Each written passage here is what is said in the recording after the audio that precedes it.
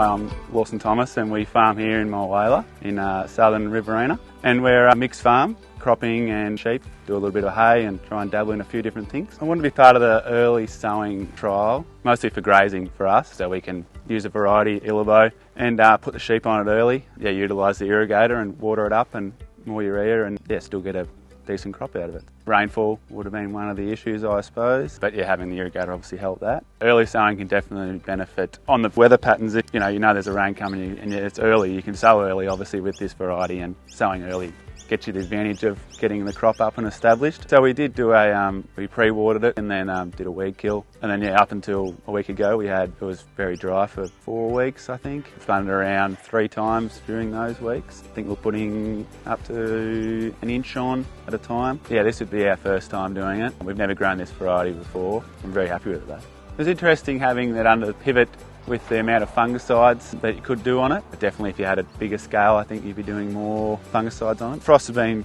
pretty safe this year, touch wood. You could definitely be susceptible for doing frost. Sowing early, obviously higher chance of having frost, which going forward would be something we'd be definitely keeping in mind to our decisions, how much we do. This paddock drains pretty well. There was a couple of patches that we get waterlogging in, but I think it's pretty good for waterlogging. Compared to sowing it late when we did have big downpours, it's definitely a concern for lodging, but I think drainage, if you can drain the paddocks well and things like that, then it'll definitely help. It could have had a lot more urea on it to get a higher grade, like to a H. I don't think it'll go to a H2 grade. More urea, especially being under water, it could be something to think about. We put ewes and lambs on here. I think they might have been on here for about 6 weeks. There might have been 1,500 ewes and lambs on here, and they didn't really put a dent in it, to be honest. They didn't even get on top of it at all, so it was good.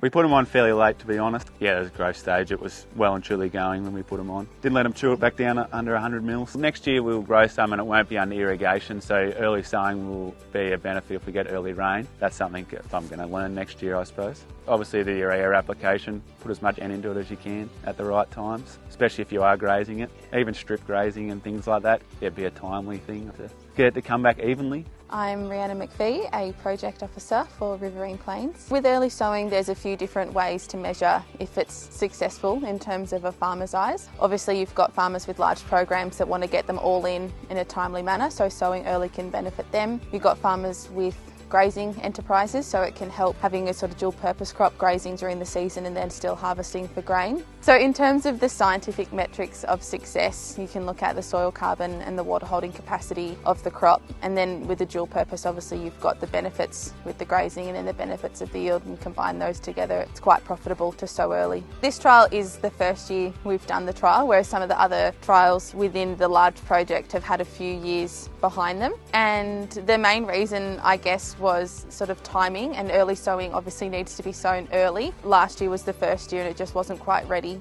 to do early sowing trials last year, but we will continue on looking, because the project will end next year, September next year, with the case study work. So we can look at the start of next year and how early sowing goes on then, and we'll finish off with post-harvest soil test and sort of go into the early sowing into next year.